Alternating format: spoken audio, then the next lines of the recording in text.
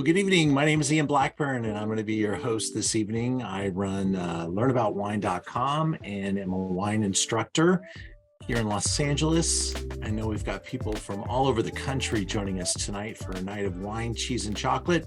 Happy Valentine's Day, everybody. I hope you're doing well, and thank you for your patience. We did have a few technical glitches with our Zoom link this evening, and I hope everyone's getting on board. You know, I have an Apple iPhone, and every time they give me an update, it's always questionable about how things work. And we're going into a phase of Zoom updates that is changing the Zoom product quite a bit. So I apologize if any of you had any challenges. Well, let me get right into it. You were all sent a Zoom kit, and we have sent you a series of 6 wines that we're going to be talking about tonight, with 3 chocolates and 3 cheeses. I'm hoping everyone received the email that also shows the Zoom plate setup. If you didn't get that, this is what that picture looks like. Well, it does when it's the right way, which is this way. And what I will say is that these are the chocolates. Let me put a 1, 2, and 3 on next to those. We'll talk about chocolate number 1, 2, and then 3. And then we're going to have the cheeses 1, 2, and 3. Okay.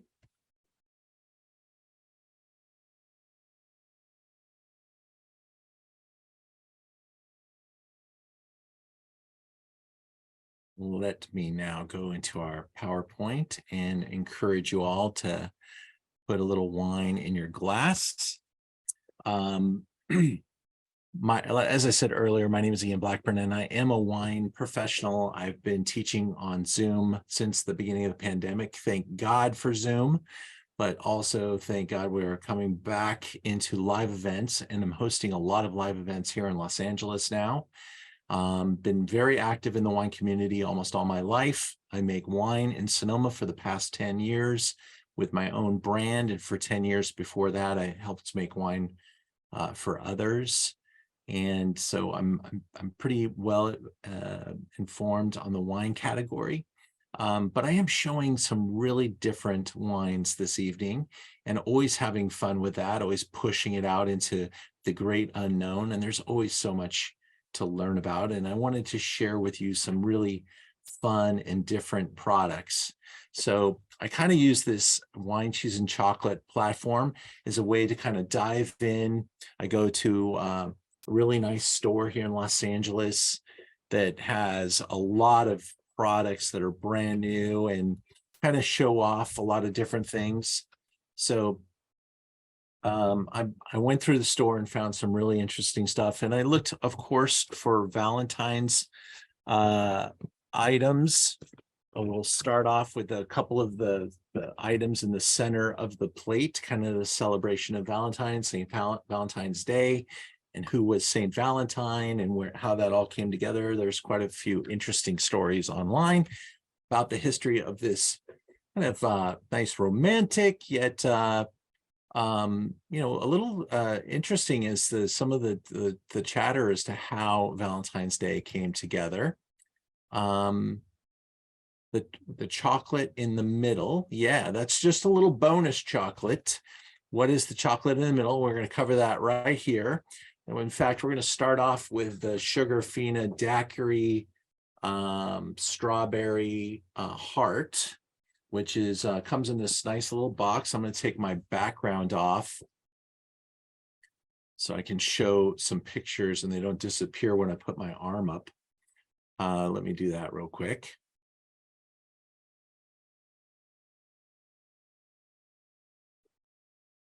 And there we are. This is my little Zoom room. And there's a guy that you'll see sitting behind me every once in a while when I refer to the movie Sideways. That was the author of the movie Sideways. Sometimes that comes up. And he and I have Zoomed many times. So I always tell him that I give Rex Pickett a little bit of love. He was the author of the book Sideways. So the Sugar Fina comes in a little teeny box like this, and these are quite delicious and a lot of fun to have around the office. I had to hide them, so there would be a couple left for tonight. That's where I'm going to start. And it's just like a little gummy bear type of a candy, but very delicious. And Sugar Fina makes like 30 to maybe 100 different little candies in these little boxes. And you can find sugarfina.com. You can go there and you can have them shipped to you. It's a really nice little presentation, very upscale. The product's very tasty. And they have a lot of different candies and stuff that you can find. You go back into that PowerPoint, show you what else is in the center of the plate.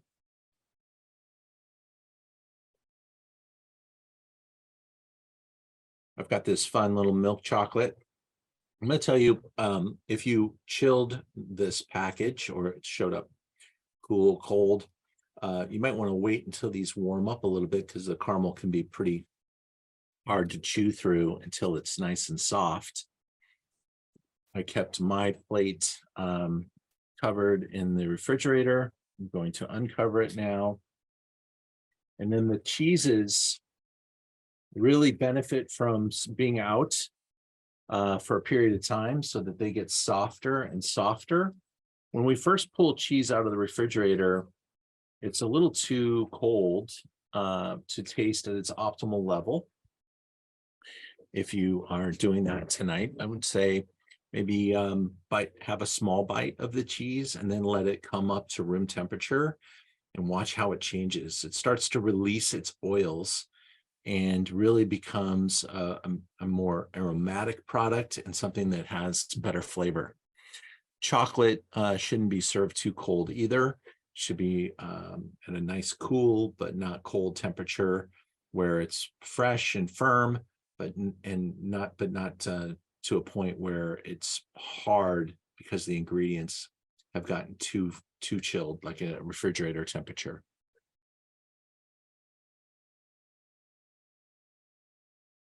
One of the crackers I gave you is a new fun flavor from Rustic Bakery. Not sure if you have these available in your store, but they are an ultimate cheese companion, especially with some of the double and triple cream cheeses that we're going to try this evening.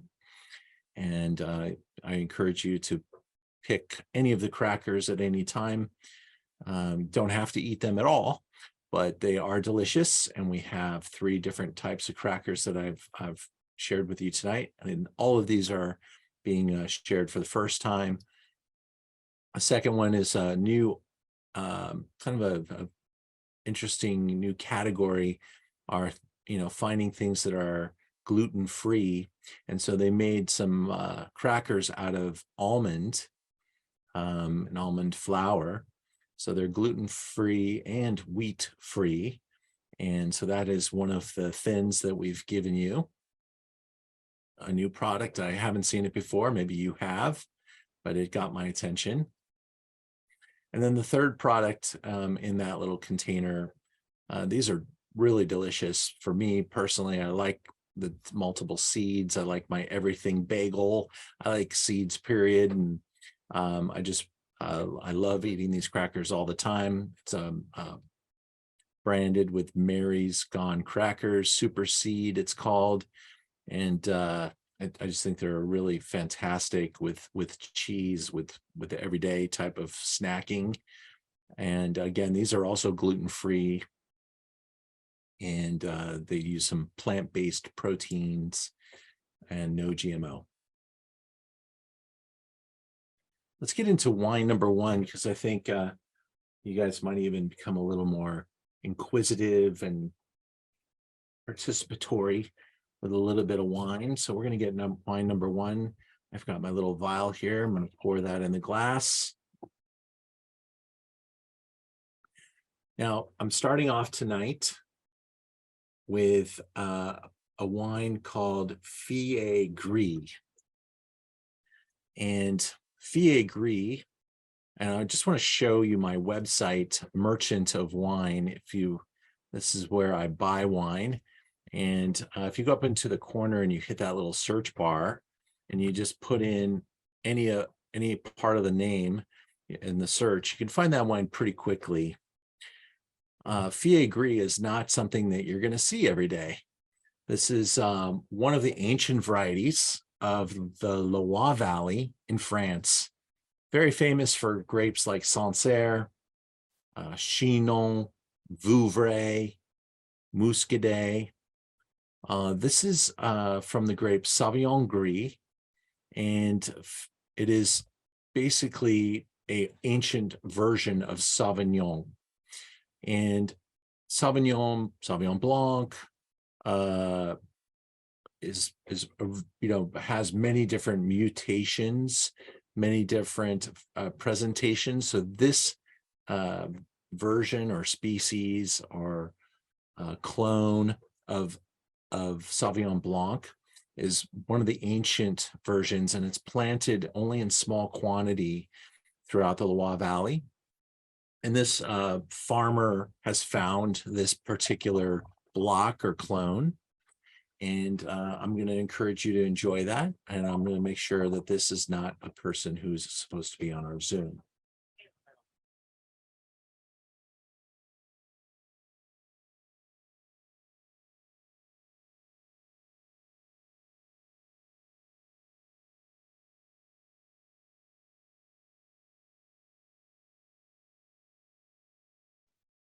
So this Fiegre comes in around $23, which is a very nice price for such a beautiful product. It's a 2018. It's got a little bit of development in the color. This particular clone is a lot more earthy, earth-oriented, earth first. And these old world classics really take you right into the place where this grape is grown. I've been fortunate to go to the Loire Valley on many occasions. There are many different primary grapes in the Loire Valley. There's a lot of very good cheese in the Loire Valley as well. And so I want you to start off with a cheese number 1. And I'm going to take you back into the PowerPoint and share that with you. There's a couple more pictures to enjoy. That's our winemaker right there. And I've purchased a lot of things with his name on it. They're all fantastic. They're imported by Kermit Lynch, very trustworthy ambassador for all things French. And he has brought a lot of things to the forefront, and this producer does a really good job of finding some of these more ancient versions of the varietal. Our first cheese is called Red Hawk. This is a triple cream wash rind. So in making of the cheese, they milk the cow, and the cow here is from California, Northern California, pride and joy of California. In fact, Cowgirl Creamery. They are a fantastic artisan cheesery. You might find them in your state. I'm sure they're pretty broadly available, but this is really one of our top cheese producers in the state of California, which is a very large cheese producing state. We're looking at cow's milk here. They use a vegetarian rennet. When I say that, that means that they used to use the acid of the animal's stomach in the ancient days of making cheese. So that would break the curd and the whey, and the curd gets kept and shaped and molded. The whey goes away, and it's just basically the liquid, the whey. And so you keep the curd and you do whatever you're going to do to result in your cheese. In this particular version, it's a wash rind, probably with a salt water brine on the outside. It encourages a little bit of growth on the outside of the cheese.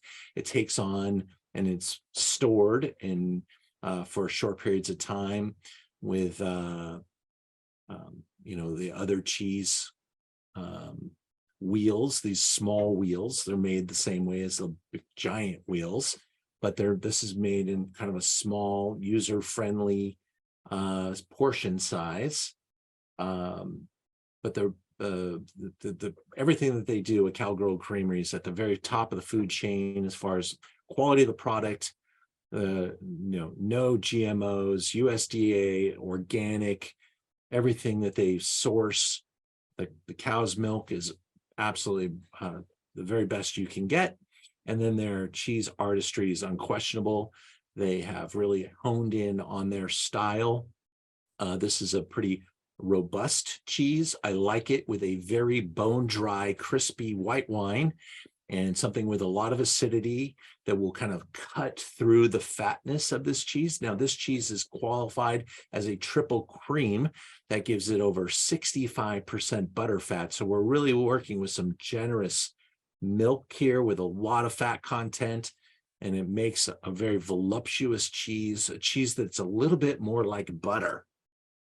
And so as this cheese warms up and becomes really soft and creamy and butter-like, you can choose to spread it on one of your crackers. I would immediately default to probably the rustic bakery crisp as an option. But that's probably because I ate almost the entire box of Mary's already getting ready for this program. Love to hear any comments that you guys have, questions at this time. What do you think of the pairing? What do you think of the wine? What do you think of the cheese?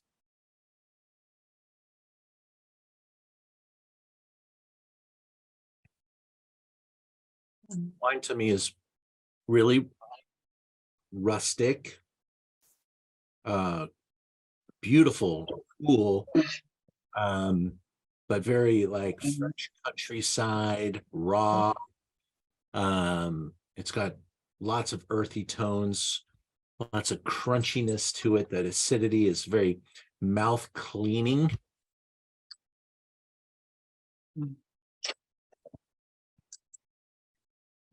Yeah, it tastes very good. Good.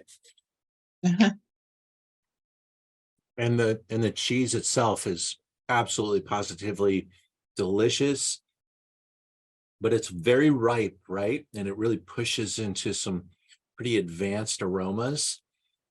Ripe meaning, you can really smell that this cheese had that wash treatment. There was a kind of aged and prepared in a way to really promote a lot of smells, and some of those smells can be like a little like, woo, that gets a little funky. But I think that is super authentic to the product and really pushes this cheese into a category, an enjoyable category that's just way more cheese, aroma, flavor, character than you're going to buy at a grocery store. Most definitely. The aroma is still in my apartment from the delivery. So it's pretty ripe. I said, okay, it's here. The cheese has arrived. Yeah, this is a statement cheese for sure. Oh, yeah. Good. Nice pairing with the crackers, too. Good. Natalie, what are you thinking?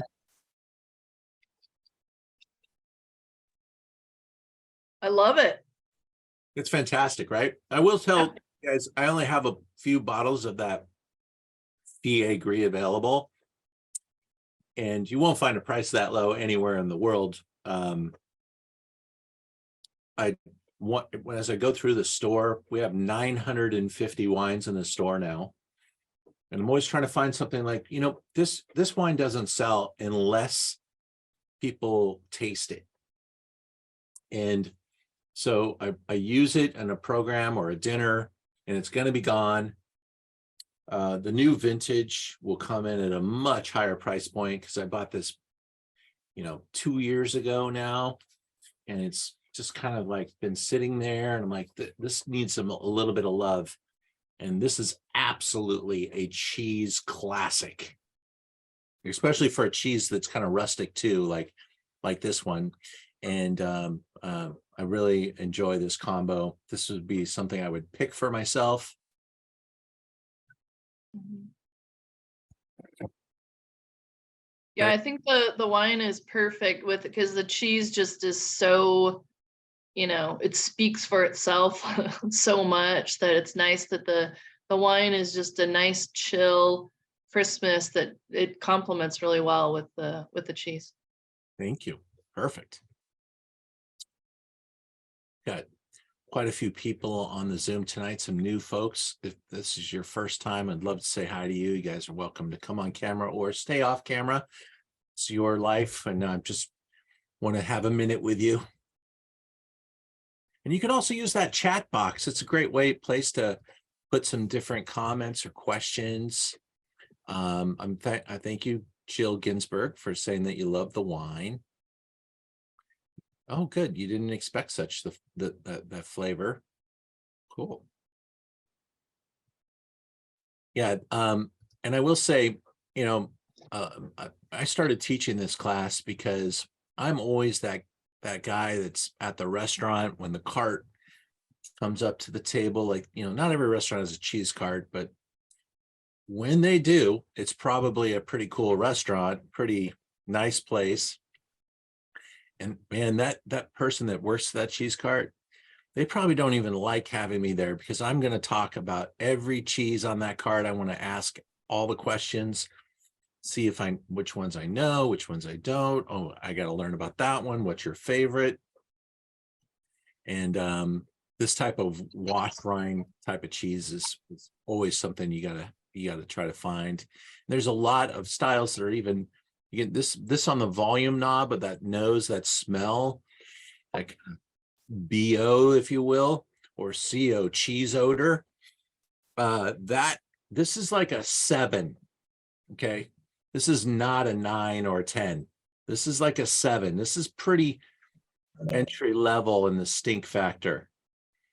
But the stink is really sexy, really, cheese sexy. That's what I got to call it. All right. So take a look out there for Cowgirl Creamery. They do ship nationwide, and they're a fantastic provider. I wanted to kind of show off the Loire Valley a couple of times here. We're going to go into wine number 2 and cheese number 2.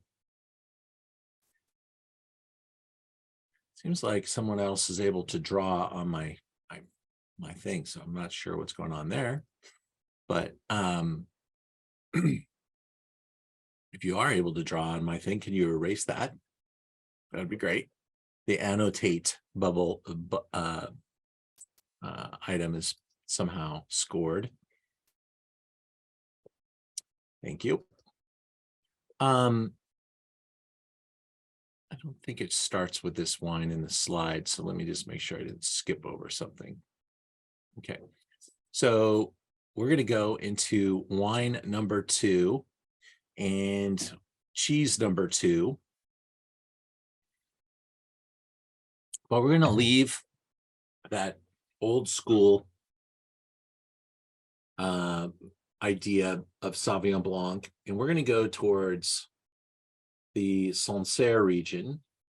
But because Sancerre was really hit hard in 2021 by incredible storms, and really production got cut in half.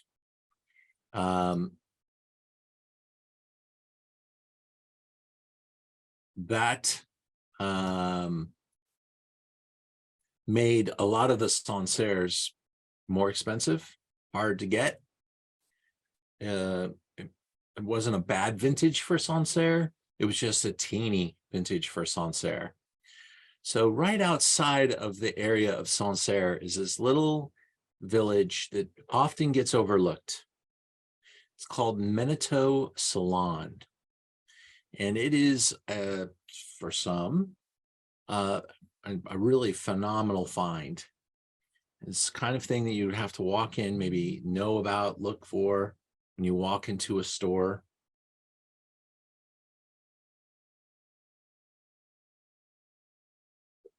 give me one moment.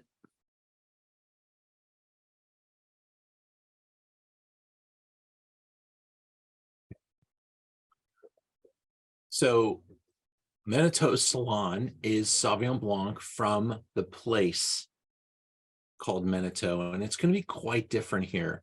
And this producer uses much more modern technique and a more modern clone of Sauvignon Blanc.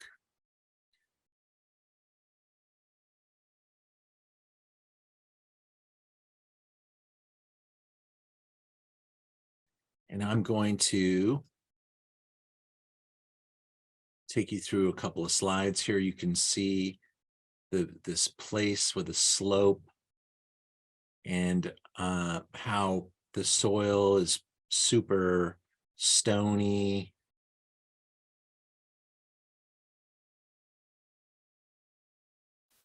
And if you've ever been to France, you can almost smell the air here. It's just, you know, there's a couple population centers, and then there's a ton of these vast farming regions. And it's not even just grapes, you know, they're growing all kinds of produce in all types of places. And Manitou Salon is really in the Loire Valley. It's kind of just like the perfect place in France to grow so many different things, great vegetables, great flowers. Monet's garden is not too far away. So it's a wonderful place to visit.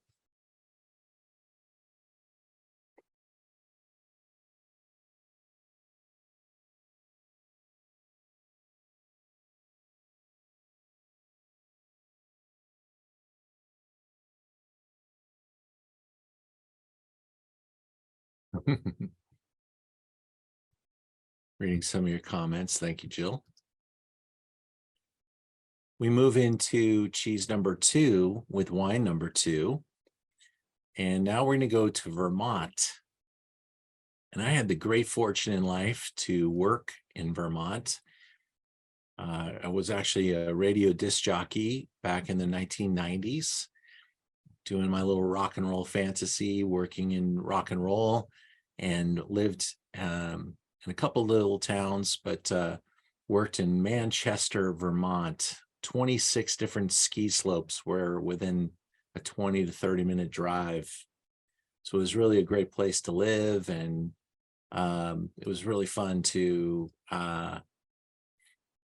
to be able to live there, to be able to enjoy that lifestyle, and to enjoy what Vermont does really well. And they make, you know, of course, you got Ben and Jerry's ice cream because they have so much great cow's milk. And my family actually were Ben and Jerry's franchisees.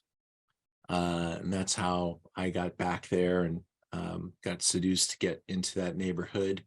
Grew up here in Los Angeles, but worked out there for a couple of years, went to culinary school at Hyde Park for a little bit, and did my little rock and roll thing. I also started a sandwich shop, but that's a whole nother story for another day. And now we're talking about this beautiful goat cheese. Now, goats and goat cheese are actually quite easy to digest. So a lot of people that have problems and reactions to milk product, goat cheese may be a solution for you. This is a small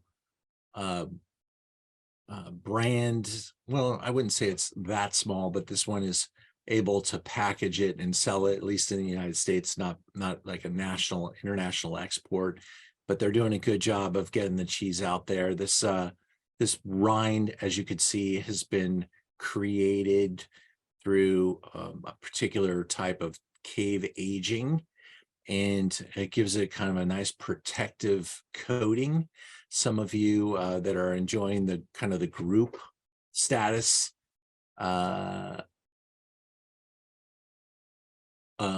tonight, I sent you basically half of a piece so that you could do that. And someone continues to annotate on my screen, and that's not me. So I'm hoping that really someone can figure out that they're the ones doing that and stop. because it's really distracting me. But our goat cheese is of course going to have a very different type of consistency, flavor. It can be a little bit more on the bitter and tart side. I really love it with Sauvignon Blanc, and this is a totally different expression in Sauvignon Blanc, Manitou Salon. You can smell more of that reductive winemaking. You don't see the color development as in the first, because the first one wasn't so reductive. It was allowed to see oxygen and natural fermentations, etc. But here we've got a stainless steel fermented, very zero oxygen environment. What they're really looking for is preserving the freshness, the brightness, the floral. You can smell kind of that stony minerality behind there, 12.5 alcohol. And it's just a really cool way to taste Sauvignon Blanc. Love to get your comments on the Manitou and cheese number 2, our goat cheese from Vermont. I have a side question for you. Please. You mentioned about cooking. Did you ever go to the Essex School in Burlington? I didn't, Okay. but I went to Burlington a couple times, but mostly that was for concerts, Okay. for the station and stuff. But there was a Rutland, Burlington, Barrington. Hmm. Those were the big cities. Right. Yeah. The culinary school there is amazing. But back to the cheese. It's delicious. Also pretty funky. Yeah. I'm not sure which crackers did you say this should be paired with? You know, Or does it hold its own? I think the flavors are a little more restrained, and some of the crackers can be a little bolder. So I'm going to say on this one, the almond cracker, I think would be a kind of more where I would go with this, and kind of let those softer flavors, because that almond cracker is really gentle. Yes, that's exactly what I did it with. So I guess it worked. Very nice. I love Vermont too, so this is not a What's surprise. not to love? Yeah. Yeah, exactly.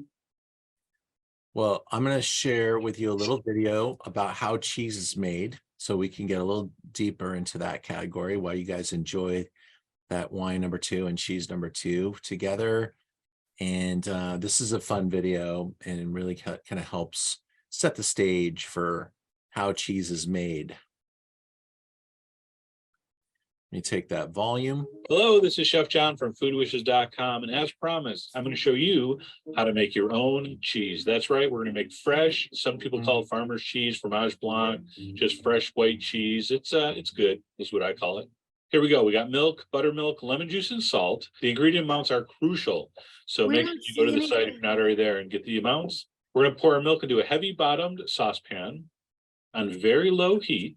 All right, now you want to stir it, not constantly, but you want to stir it pretty regularly so it doesn't get a skin or the bottom doesn't burn. And we're going to slowly bring that up to 175 degrees. Now, you're getting close. You'll see steam. You'll see little bubbles on the side of the pan. The safest way is to use one of these thermometers and go up to about 175. And then you're right. Man, I need to moisturize. Or you can just go right before it's about to simmer and just guess, which also works pretty much. As soon as you're to temperature 175, you're going to pour in your buttermilk. You're going to pour in your lemon juice. So we're going to turn off the heat. You're just going to stir it real gently, and the milk is going to curdle. And basically what's going to happen here is going to break down into two things: curds and whey. Curds are the solids that you see there just starting to form, and the whey is that kind of watery liquid that separates away from the curds. Now, if this doesn't curdle within like 30 seconds, add another teaspoon of lemon juice. You can also use vinegar, and by then it should really start to separate like that. You're going to let that sit for 10 minutes undisturbed. In the meantime, you're going to put a colander over a stock pot. You're going to take some cheesecloth. It's like the only special equipment you need. I have 4 layers of cheesecloth. All right, I'm going to push it against the sides of the colander. I'm going to take my cheese curds after the 10 minutes and ladle them into that colander wrapped with the cheesecloth. Okay. And the whey is going to drain through, and it will just leave you with the curds. All right, so we're going to leave it in the colander for 5 minutes to drain. All right, now I'm going to gather that up. I'm going to take a string and just tie off the top because I'm going to hang this over the stock pot, which is easily done by just tying it onto a wooden spoon, and then just hang it right over your stock pot. Is that video not And that's playing going for to sit everybody? for a half hour, and that is going to drain out. It's playing to What happens sound later? Snip off the top with no, scissors. no video. No video.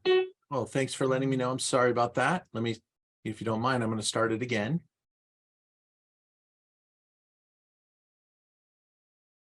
Showed that I was sharing, but that doesn't always mean that you are. One of life's lessons. Hello, this is Chef John from foodwishes.com, and as promised, I'm going to show you It's not how to make your own. showing. We can hear it. We can see your Fresh, some people YouTube, call it farmer's cheese from but we out, don't see it. just fresh white cheese. Interesting. It's Interesting. good. Okay, let me figure out why that is. I'm gonna take it. I'm gonna take the link to it and see if I Come on now, don't do that, Lamar.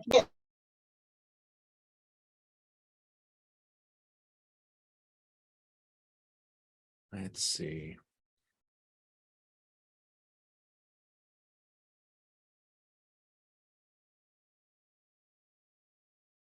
I'm looking for that video again. Sorry, guys. I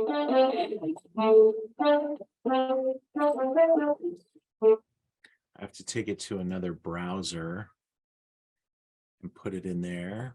See if this will improve our chances.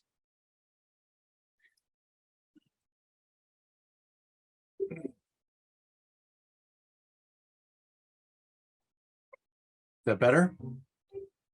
Hello, this is Chef John That's from perfect. foodwishes.com, and Yep, as we promised, see it now.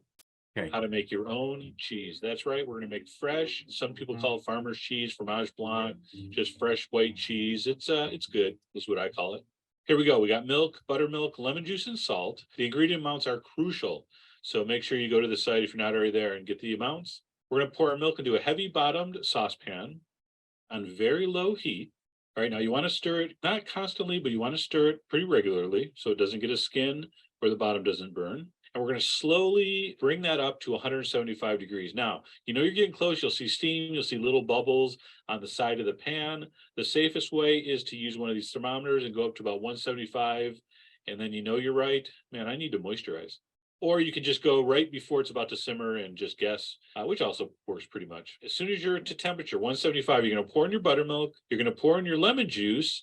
So we're going to turn off the heat. You're just going to stir it real gently, and the milk is going to curdle. And basically what's going to happen here is going to break down into two things: curds and whey. Curds are the solids that you see there just starting to form. And the whey is that kind of watery liquid that separates away from the curds. Now, if this doesn't curdle within like 30 seconds, add another teaspoon of lemon juice. You can also use vinegar. And by then it should really start to separate like that. You're going to let that sit for 10 minutes undisturbed. In the meantime, you're going to put a colander over a stock pot. You're going to take some cheesecloth. That's like the only special equipment you need. I have 4 layers of cheesecloth. All right, I'm going to push it against the sides of the colander. I'm going to take my cheese curds after the 10 minutes and ladle them into that colander wrapped with the cheesecloth. Okay. And the whey is going to drain through and it will just leave you with the curds. All right. So we're going to leave it in the colander for 5 minutes to drain. All right. Now I'm going to gather that up. I'm going to take a string and just tie off the top because I'm going to hang this over the stock pot, which is easily done by just tying it onto a wooden spoon, and then just hang it right over your stock pot. And that's going to sit for a half hour, and that is going to drain out. All right, so a half hour later, you snip off the top with scissors and you unwrap it, and that is cheese. Believe it or not, that's cheese. Look at those sexy cheesecloth marks. Cheesecloth is like the fishnet stocking of the kitchen equipment. All right, I'm going to take my salt. If it's not salted, it's going to be flat. All right, I'm going to mix the salt in. I'm going to put that into my croque du fromage, and I'm going to just leave it like that overnight to kind of develop the flavors, kind of ripen. You can eat it right away fresh if you want, but it's kind of room temperature, and I like it chilled, and I like to have it sit overnight. I like to serve it very simply. I actually just kind of mold it in a little smaller ramekin, turn it out onto a plate. I'm going to put a little bit of olive oil on there just to moisten it, make it a little richer, and some fresh pepper. Should have enough salt. And look at that. Just amazingly delicious, fresh tasting, way more trouble and expense than buying it, but it is fresh and it's homemade cheese. Come on. All right, so this can be used any way you use cottage cheese or cream cheese or ricotta cheese. You know, I like it fresh best. Some people, you know, cook things with it, but I like just eat it like this on bread, and really, really delicious. Now, come on, you got to give that a try. You don't want to be on your deathbed and your last words are, "I never made cheese." What did you say? "I never made," you know, and then you trail off and they never know what you meant. So anyway, make some cheese, milk, buttermilk, salt, lemon, you're good to go. Anyway, I really hope you give that a try. Check out the site for the exact ingredient amounts, just really critical. And as always, enjoy your cheese.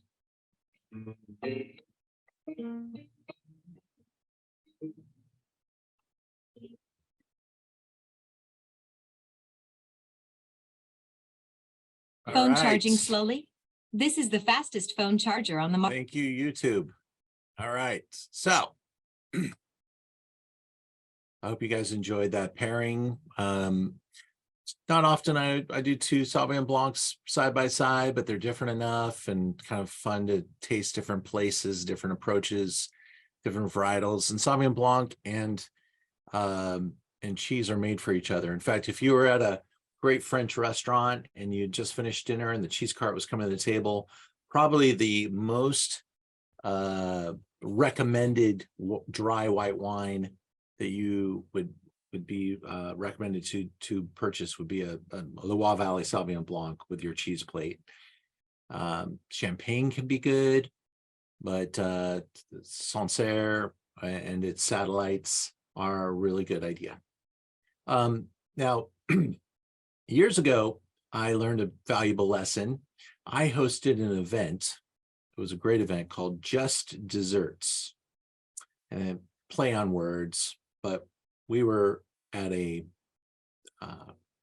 opening of the Westwood Theater, and Cat on a Hot Tin Roof was the play, and John, I think it's Goldman. He's a very big actor, was in Roseanne. I can't remember his last name. Goldman. He was the lead, and it was a great play, and we had a great audience. We had like 300 people come out, and we did dessert all night long, and dessert wines and dessert. And I had one cheese purveyor there. Well, the event gets off to a beautiful start. It looked great, but like 10 minutes in, you could already tell I was in trouble, because you eat dessert, you have a piece of dessert, and you're kind of done, and you kind of want something savory, and cheese was just getting pecked off. So whenever I teach wine, cheese, and chocolate, I always do a couple of cheeses, then a chocolate, and then I come back to cheese. So that's what we're going to do. We're going to go up and have a milk chocolate now. And there are a lot of wine experts out there that don't think that wine goes with cheese and don't think that wine goes with chocolate. And there's our arguments all the time. I don't like those people, so I don't hang out with them. And I totally disagree with them. And I enjoy this pairing immensely. My favorite favorite pairing for milk chocolate, which is where we're going to start, is milk chocolate. So grab that piece of milk chocolate. It's the La Durée piece. I am in love with Paris. I'm in love with France. I travel a lot. And if you've never been to Paris, it's a little taste of Paris here, because this is contraband. We brought this back from La Durée on a recent trip to Paris. I'm going to get us back in the PowerPoint. You also should pour the Pinot Noir, wine number 3. This is super important stuff right here. And I'm also going to segue and tell you, first of all, I'm going to start with this wine. I want to get into the wine first, then we'll go back to the chocolate. This wine is important to me for so many reasons. First, it's made by, his name is Piero Incisa del Rocchetta. He is the nephew of the family that owns and operates the brand Sassicaia in Tuscany. They are basically Antinori's, descendants of Antinori. And the Sassicaia brand, world famous, one of the most collected wines in the world. If you've never heard of it before, check it out. It's Sassicaia. Well, Piero decided the rest of the family can enjoy Sassicaia. I want to go and do something on my own. And he searched the world for a project.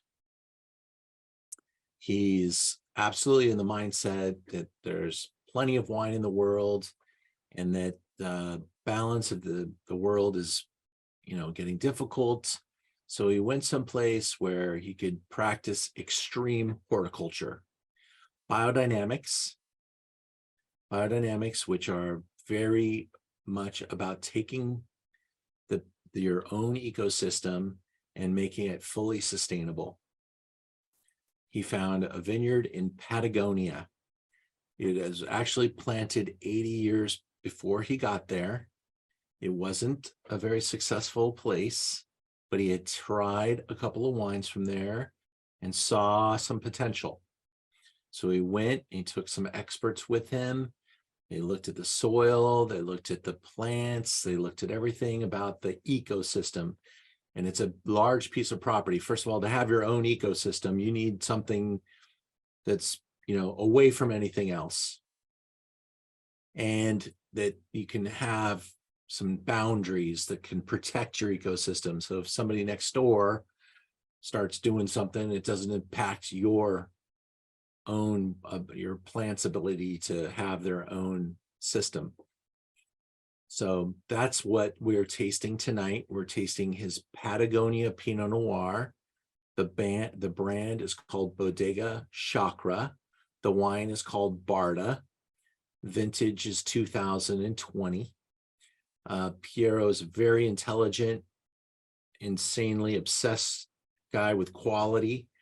This is basically one of the most important natural wine projects on the planet. Everything that you're tasting here, this wine is made completely by hand. It's certified biodynamic, certified organic, certified natural, and there's no certification for natural wines yet. But when they come along, they'll probably be asking Barda how they do it, and they'll approve that process. That's how natural this wine is. It's a spectacular estate in Patagonia, and some of the vines are younger. Some of the vines were planted in 1990, but a lot of the plant material was over 80 years of age. So he's got a spectrum of different ages, and he uses his little blocks and stuff like that to make many different wines. Almost all the wines received amazing critical acclaim, and this producer's one of James Suckling's top producers in the world already. So it's really an interesting project to know about. You don't necessarily think of Patagonia as the first place for Pinot Noir, but maybe you will in the future. He has a friend of his that comes down and helps him. His name is Jean-Marc Rouleau. He's from Burgundy, and the Rouleau family makes Merceau that sells for $500 a bottle and up. You can't find it. Just Colt. It's just like Sassicaia, but it's Burgundy. So both of them come from a similar place, and they work together to make this wine. When I look at the wine, you can see it's got a thinner skin, lighter color. That's what Pinot Noir is supposed to do. You smell it. You can smell some of what is going on in Patagonia, their natural spot. He uses a lot of stem inclusion.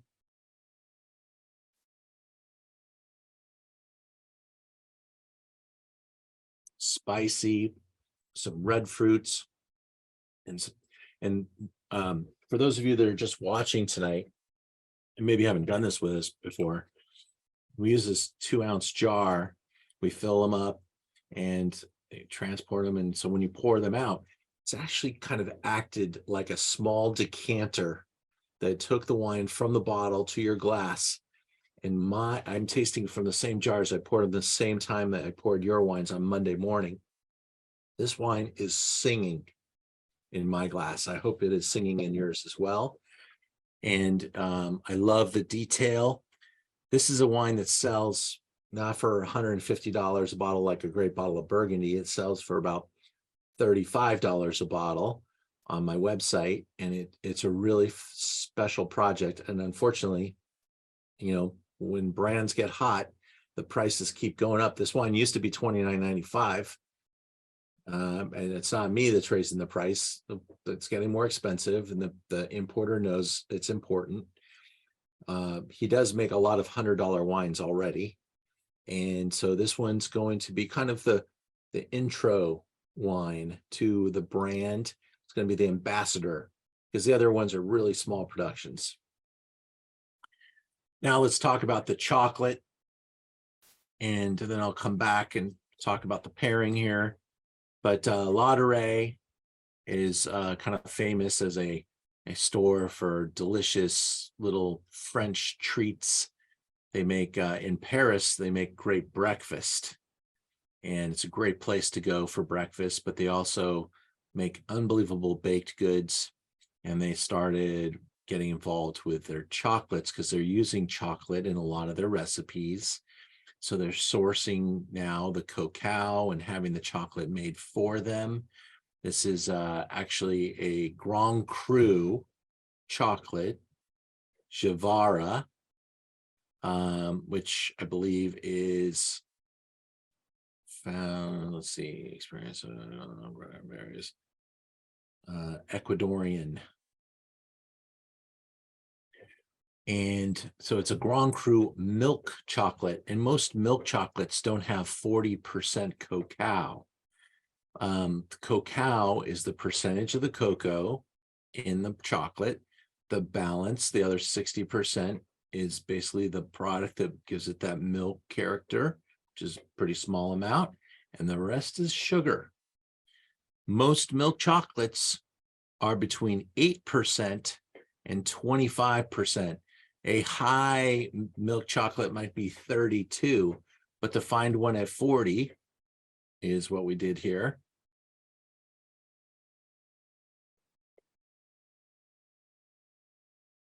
The milk chocolate's got a wonderful crunch to it at first. The flavor's mouth coating. I put the chocolate in my mouth, I swirl my Pinot Noir, and immediately I think of chocolate covered cherry.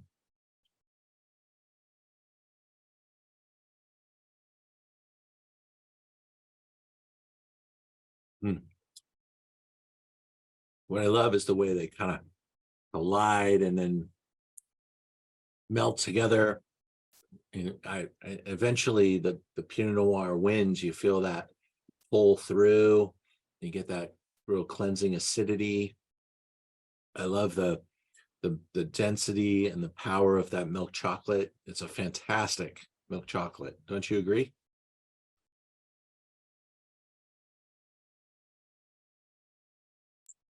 That's very good. Yes. I thought the wine, it reminds me a little bit of a dessert wine. It was a little sweet. And I did taste a little bitterness in the milk chocolate in comparison to American chocolate, but combination was perfect. The blend of the sweetness from the wine and the slight bitterness from the chocolate made it great balance for me. And you know, that's a really good point. When we have American chocolate, um, you know, they do tend to put enough sugar to really take away that bitterness. And that's the trick, is just to have a little bit sweeter, and you kind of hide that bitterness note. But here, I think it gives me almost an edge to pair the wine with. And I love that interplay there.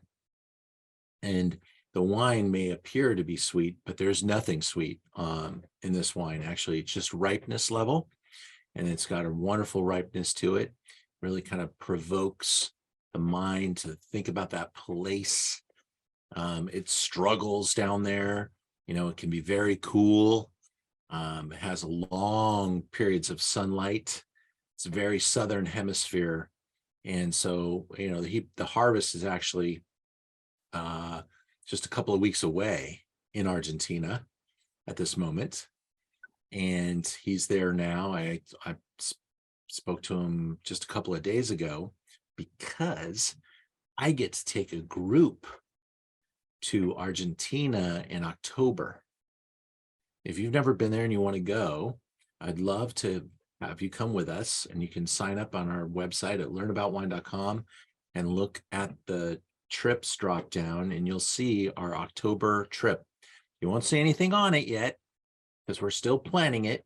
We haven't priced it, but we're going to meet you in Buenos Aires. Actually, we're going to probably meet you in Mendoza at this point, but we'll tell you which flight to get on from. No, we're going to meet you in Buenos Aires, because Buenos Aires is so cool.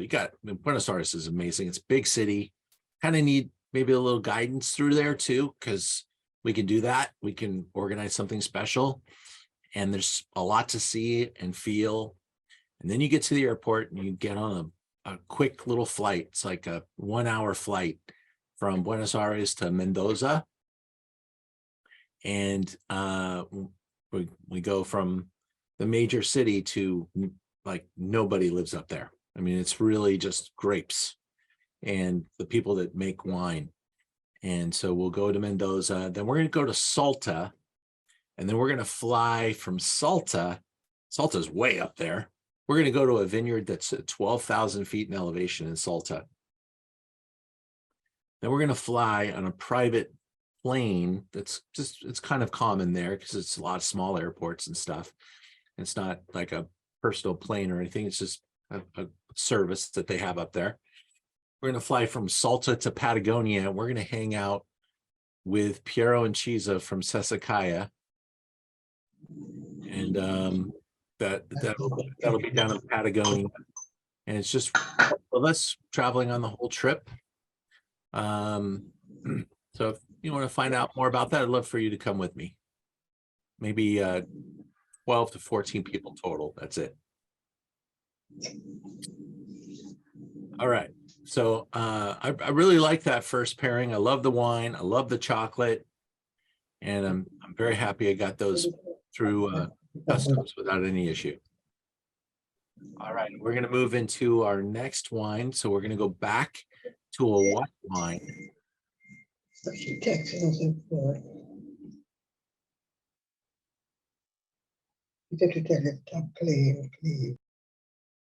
And we're going to put a little German Spätlese in your glass. And if you're like me, I only have one glass here with me right now, so I'm just going to clean that up.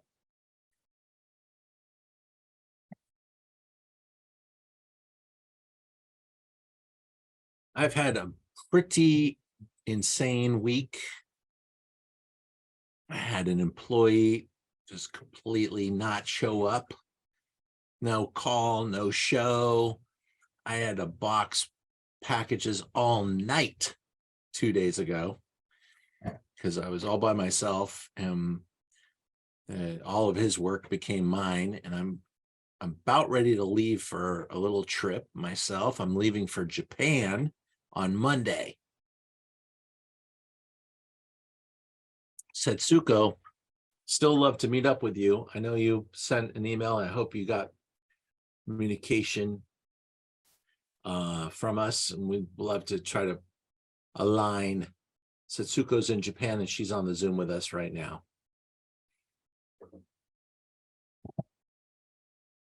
Let's get that Riesling in the glass. Riesling is one of the great food wines on the planet. It's kind of a wine, it's a wine that a lot of people Charlie walked into the. going to continue to mute you, Sis Saunders. I'm sorry, but to stay muted for me. And if you have a question, you come off mute. But this is what we're looking at here. We're looking at the slaty hills of the Mosel River. And this is basically the snake-like river called the Mosel. Goes up and down, up and down. And where the snow melts first, that's where they figured out they could try to grow grapes. And it's on these steep hillsides. They're really dramatic. And it's just a fantastic wine for the world to enjoy. What we're tasting today is a 2018 Selbach Spätlese. And Spätlese speaks to the residual sugar and the ripeness level at harvest. So they measure the ripeness level and they allow the wine to ferment to only to about, what is it, 8.5 alcohol, 9% alcohol. This is not dessert level sweetness. This is called off dry. And it goes from Cabernet to Spätlese. Then you get to Auslese, then Beerenauslese, then Trockenbeerenauslese, and it gets sweeter and sweeter and sweeter at different ripeness, different picking dates, and different expectations. Spätlese has got a wonderful level of residual sugar that balances this wine. When you smell it, think about what you smell. Tell me what you smell. Put it in the chat box. But you're going to get this amazing note of petroleum off the top. Little petrol, little 91 octane, some peach, some quince, elements of the slate. It makes my mouth water smelling this wine.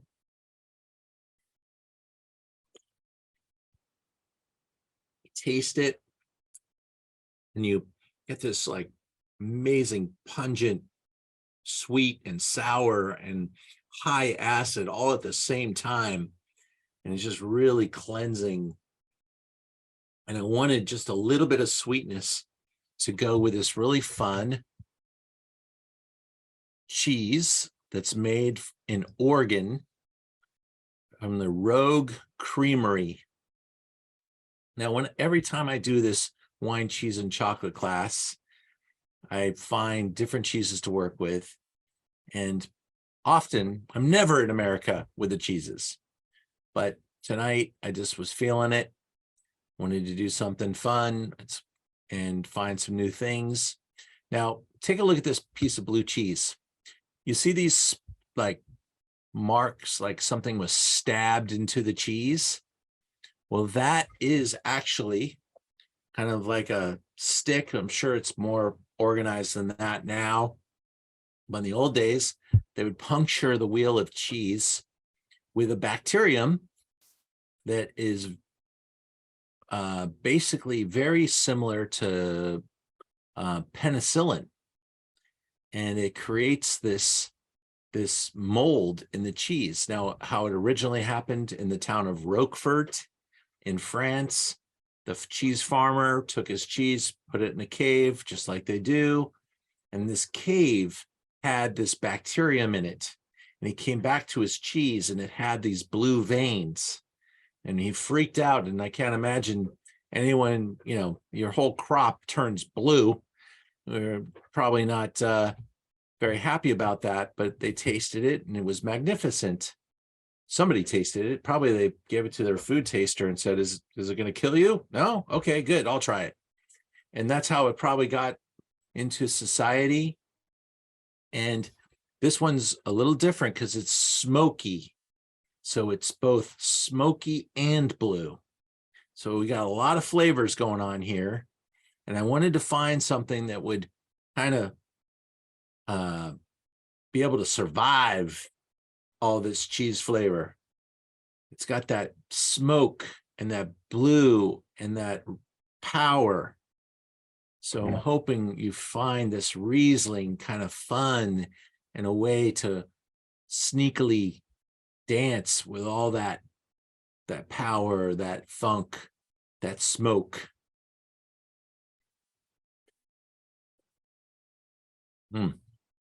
What do you think? Too ambitious? You like it? Yeah, wake you up. That's good. Very Yeah. good. Yeah, very good. Very good. Ah, sweet. I'm so I glad. don't think I've had a blue cheese this pronounced. I Yeah. mean, It'll get your attention. definitely. It feels like a meal in your mouth. Yeah. Yeah. I mean, this Really is, does. it's got it almost beckons for a cheeseburger, I think. Right. With the bacon, like, come on. You just don't without any starch. It holds its own for sure. Mm-hmm. Yeah, it's Delicious. pretty rich. Pretty rich. And it was certainly amped up with all of that flavor going on. So, but Rogue Creamery, really good cheese producer. This is cave aged 90 days. They have some reserve blue cheese that's even older. And you could go and visit the Rogue Creamery in Oregon on your trip and see some really cool things happening there. But I do like including blue cheese in this lineup. So I do often find people that don't like blue cheese very much. And frankly, if you didn't like blue cheese before tonight, you probably still don't like blue cheese because this one is powerful. I would argue with you though, Ian, because I'm not really a blue cheese person, and I feel like this one has like a creamy finish that makes me more accepting to the funkiness of it. So Oh, I don't know. You've got me considering that maybe there are blue cheeses out there I'll like. all right, cool. Mm-hmm. And how about the wine? Did you like it with it? Delicious. Yes. Yeah. Very Yeah, good. agreed. Yeah, and This is like blue cheese on steroids, basically. sure is. Yeah, for sure. And yeah, this makes a really good this cheese right here is really good for stuffing olives for your martinis. This wine right here is my favorite go-to for, heaven forbid, they make fun of, they get kind of people that like pineapple on your pizza. Okay, so maybe some people are like, no, you can't have pineapple on your pizza. But if you did, you could have it with Riesling. And if you had barbecue chicken, you could have it with Riesling. If you have sushi, you can have it with Riesling. Riesling is such a great food opportunity. You're going to go with some Kung Pao spiciness, or maybe some Asian curry or Indian curry. What are you going to have? You're going to have a beer? Oh, maybe we can have some Riesling. This is what tames big, crazy flavors. And it's incredible to have in your arsenal of pairings. So potentially you come across a tough pairing opportunity out there, consider Riesling to pair. I think I'm becoming more of a Riesling person over Moscato because Well, there you go. yeah, it's like, okay, it's not as sweet and it still gives that nice, cool, refreshing experience. And this is a good one. I like it. All right. Well, if the German Wine Council's listening, we just got one on board. We need Off Moscato onto Riesling. Yeah. Good. The Riesling is kind of like I don't think any restaurant sommelier is going to, these wines are not expensive. Riesling, this one that we're drinking right here is like $25. If you walk into a restaurant with a bottle that you paid $25 and you have to pay $25 corkage, so sommelier is going to look at you and go, really? Just buy wine off the list. But if you walk into a restaurant with a Riesling, maybe it's because you're thinking that restaurant might not have a Riesling, or, I want to have this Riesling with some really adventurous cuisine. The sommelier might even come over, and you'll make a friend if you offer the sommelier a taste, because every sommelier loves people that bring Riesling to a restaurant. It's like the insider pass that you can pull out at a concert so that you get backstage. Riesling gets you backstage at a restaurant with a sommelier. It's the way to the sommelier's heart. The next wine we're going to go to, wine number 4. 5? Is that 5 already? That's 5 already. Wow. Told you I'm drinking wine with you tonight. It's been a week.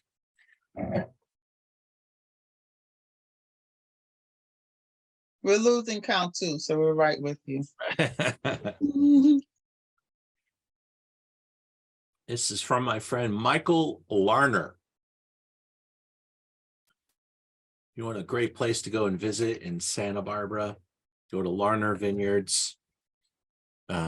His wife is a champion artist. Michael is actually a really highly educated student of geology, and his label kind of gives reference to some, I don't know if you're into science, you might look at that label and understand what's going on, but it's like the weight of certain things, and he used it to compare to his grapes and the way the inner workings and the interconnectivity between science and the earth and the art of winemaking. This wine's called Elemental, and it is 57 Grenache, 40 Syrah, and 3 Mourvedre. It comes from a part of Santa Barbara that's now a very important part called Ballard Canyon. Ballard is right outside of Los Olivos, and it is really kind of the ultimate Grenache Syrah appellation. Robert Parker said that the Larner Vineyard is one of the ultimate examples of California's terroir. And if you go to this ranch, as you're pulling in the driveway, you see this canal water pathway, it's kind of a country hillside town. They have, on the occasion, quite a lot of water coming through there. So they have this aqueduct that's just dug in the ground near the driveway, and kind of have a bridge from the street to his property. And you could see the layers of the earth's crust kind of stacked on top of each other, and like a lasagna, as you're pulling in his vineyard. And that is what makes Ballard Canyon amazing, is the striated soils, and it's a perfect playground for these Rhone style grape varieties, Grenache, Syrah, and Mourvedre, or GSM, as some wines are called. This is a GSM from Santa Barbara, from Ballard Canyon.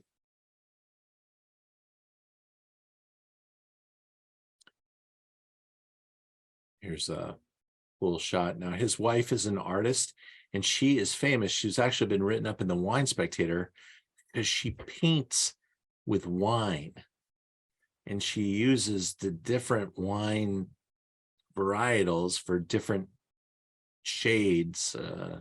and intensities. Really an incredibly talented human being. As great as Michael is, I always tell him he really got a jackpot with her. We're going to pair that with one of the great chocolate producers on earth. This is from Italy. It's called, oops, I didn't mean to do that. I didn't mean to take that away. I'm going to bring it right back. It's called Amade. Amade, Rob Report, best chocolate producer on the planet in the Rob Report. This is a very high-end chocolate producer too. These are not your least expensive chocolates that you'll find out there. These guys are maniacal about the details, and literally there's a whole process of making chocolate that we're going to watch a little video on as I let you enjoy this beautiful Grenache Syrah Mourvedre and the Amade 9, which is a 75% cacao.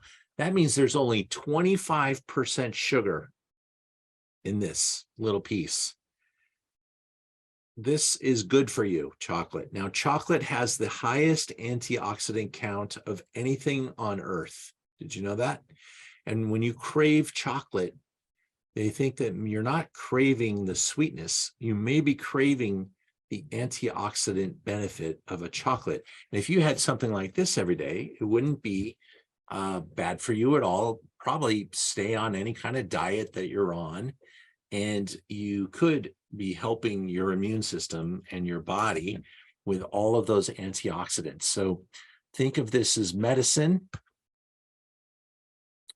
I will be your supposed pharmacist tonight, giving you the recipe. You've got this super high cacao chocolate and red wine combo. Let's watch the video. Let's see if it works this time. I may have the same problem as last. So hang with me 1 second. We'll see if it can get it to work okay. Phone charging slowly? This is the fastest phone charger on the market. There's a 90% chance. Can you see the video? Yes, we can. Okay. Still? Still. All right. Good. Hello, I am Jacques Torres from Jacques Torres Chocolate Haven in Manhattan. Now the video's frozen, Ian. About We're not chocolate, seeing it. which is my favorite topics. First thing is how to pick a good chocolates. When you buy chocolates and you see numbers, 72%, or you see other numbers, 60%, It's the okay. percentage Perfect. is cocoa content. More cocoa contents, higher the number, more quality chocolate you will get. Always read the label. Chocolates contain a lot of cocoa beans. You will find cocoa beans from all around the world, from Africa, from Venezuela, Ecuador, Trinidad, a lot of different locations. A lot of the chocolate that I make here have beans from Ghana. This is the bean storage place where we receive the cocoa beans. Those beans are pretty nice. So we will mix them with other beans and then roast them. So cocoa beans became cocoa nibs when they are baked and roasted. We will take those cocoa nibs, put them into this hopper, and then they're going to come down, get grind, and then we get cocoa liquor. This is the mixer where we decide the percentage of cocoa contents. If we do a 60% cocoa chocolate, we're going to put 60 kilograms cocoa liquor, 40 kilograms of sugar, and then we're going to mix that and bring that base to the refiner. So this piece of equipment is very interesting. This refiner will crunch every particle of chocolate so small that you don't going to feel any texture. The size of the particle is between 20 and 25 microns. We take that chocolate and we bring it to the conch. When we refine and we come to the such a small particle of 20 microns, those particles can be spiky. So this machine acts like the ocean with the sand, going to round the particles, make that chocolate even more creamy. So 12 hours of meaning just the nibs and the then we add lecithin, and we do 2 hours of and then chocolate is ready. Here we are dipping oranges in chocolates. This kind of work has to be done by hand. It's a sticky job. Another fun machine is the I Love Lucy machine. Come this way. We can take pretzels, we can take apricots, we can take any kind of thing that we want, and we will put it here in this conveyor belt. It takes about 7 minutes from one side to the other. We will take any kind of little things that we want to coat with chocolate, and we will put them into this piece of equipment, and then we turn it on. So the nuts going to tumble. So we put melted chocolates over those nuts, and then we put cold air to set that chocolate. So that's the way that we do all those macadamia that you can see here, all the almonds. I mean, a lot of the things that we do here are done in this piece of equipment. This machine is called a spinner. We put chocolates into the mold, and then we cover the mold with the other half. Then when that's done, we put the mold over these magnets here and turn the machine on. Because the mold is moving, the chocolate will go everywhere inside the mold. This is how we do it.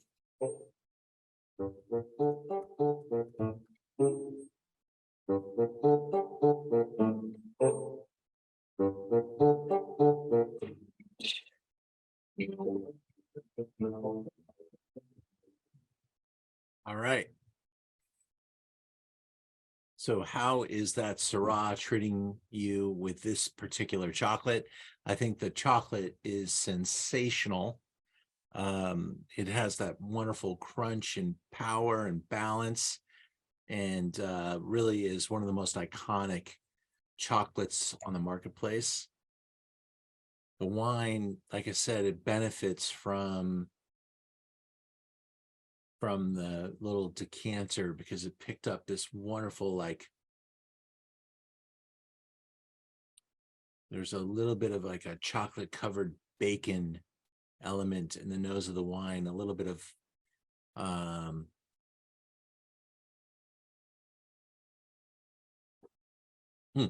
it's really smelling great. It's got black spice or black pepper. That's kind of a plummy, dense, dark, red fruited skin. There's a certain level of cacao involved here, maybe a kiss of balsamic.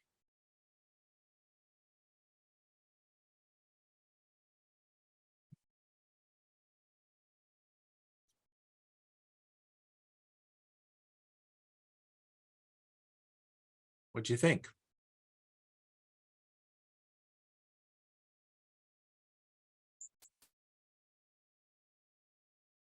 Very good. Very good, very delicious.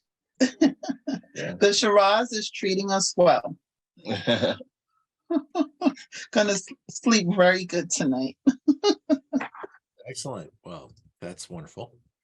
I'm just sharing a link so that you can see this chocolate. I'm going to share. You know, in today's world, this chocolate represents one of the top chocolates on the planet. So you're looking at about a $15 chocolate bar, Amade, and this is their 9. So this is 9. I think is it 9 origins or was 9 bean blend. 1, 2, 3, 4, 5, 6, 7, 8. Yeah, I don't know where the 9 comes from. I don't even count 9 origins, but I think they just call it the 9. But but this is the 2011 Golden Bean Award winner. They also won gold in 2016, and in 11 and 9, the Academy of Chocolate. It's been voted the #1 chocolate in the world by the Robb Report. So this is like the quintessential high-end chocolate example. And we were able to get these little small individual portions. You can get them at Amade. And we were lucky to be in Italy in November. So we were able to grab some Amade at that time. And that's, again, a European export that we brought home. So, but you can find this 9 bar pretty well distributed at top chocolate shops, or you can go online and look for Amade 9. Now they buy pretty much the world's supply of when they grow the chocolate. The cacao pod looks a little bit like a mango. It's a large football shaped pod. You crack that open and they've got these beans inside. Well, once in a while, the beans don't have any color. And they're called porcelana beans. Amade pays extra for the porcelana bean, and they roast it, and they make a chocolate expression of porcelana. That chocolate bar sells for about $50 per chocolate bar. So that's part of the 9 that we're tasting here. There's some porcelana in this chocolate, but that's there's a lot to learn about chocolate from Amade. They really have a high art approach and high art prices. The wine that we're tasting from Michael is, I think, showing really, really great. Again, it's called Larner Elemental. It's approximately $40 on the Merchant of Wine. And I will say, if you give this wine a little time in the bottle, this is a 2019. I bought it about a year ago. It is showing so well. It's just got exactly what you're hoping to achieve.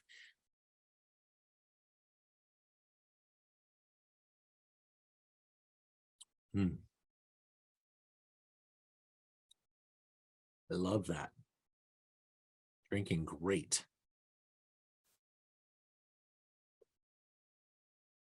All right, not saving the best for last, but certainly the appropriate wine to go last. And because this is a Valentine special presentation, I'm really pouring some exceptional stuff. And I hope you really like this last pairing. The video we just watched was Jacques Torres. Jacques Torres is a world-renowned chocolatier. He is the former head chocolatier of Valrhona Chocolate. He left Valrhona to start his own brand called Chocolate Haven in New York City. And he married a chocolatier as well. She is adorable. Her name is Hasty Torres. And she had a chocolate shop here in Los Angeles that went away during the pandemic.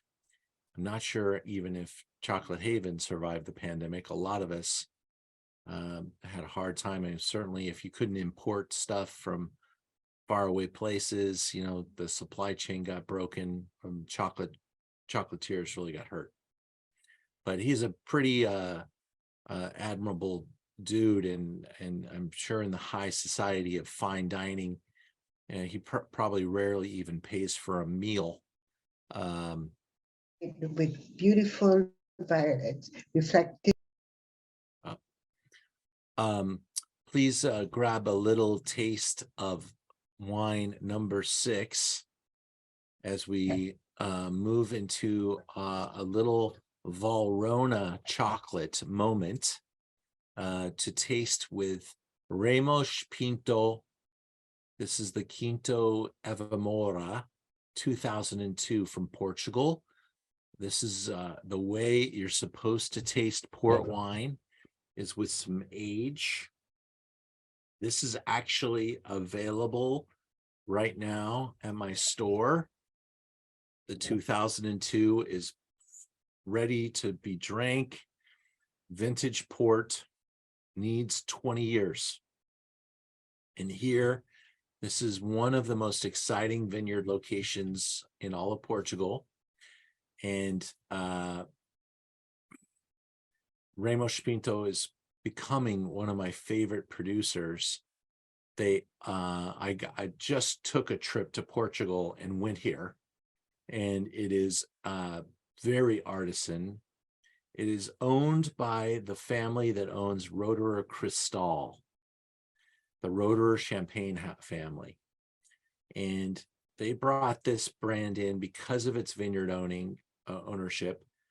They are 1/20th the size of in production as some of the big famous brands. Their style is a little more ambitious because of that.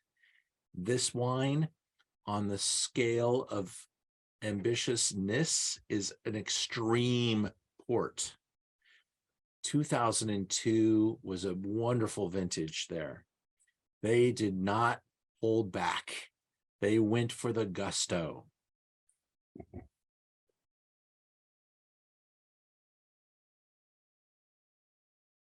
Think of that raspberry, like a coulis, like a wonderful concentrated raspberry sauce, chocolate, like flourless chocolate cake, balsamic. When I just smell this wine, I can almost smell pieces of fruit in the nose of the wine, like cherry skins and that raspberry coulis and that flourless chocolate cake, and just again a kiss of that balsamic. Now, port wine is fortified. So you were saying earlier, you're not going to have a problem sleeping tonight. This wine's going to knock you out. This is absolutely your sleep aid. Well, I have to go in tomorrow. So today was remote, tomorrow is on site. So I have to make sure my alarm works. I'm like almost bending over now. This is like, yeah, like really, this knocks it out. You can smell the richness, and it just, blows it out the park. Well, 20% alcohol. Mm-hmm. Mm. Wow. Just had a it almost has like a liqueur, I don't want to say rum, but it's like real, it's rich. You just know it from the nose. Yep. Really ripe, and then they add brandy. So that's how you get to 20% alcohol in a wine. That's what I picked up then. It's not the average wine. I don't want to say rum because that's like sacrilegious, but something more than wine is going on here. Back in the 1600s, when the sailors left port, they didn't have bottles of wine back then. They would sell wine, trade wine in barrel or in urn or some sort of container, large container. As soon as sailing ships went to sea, they'd crack into these large containers, and a couple of days of sloshing back and forth, the wines would go bad. Can't have sailors at sea without wine.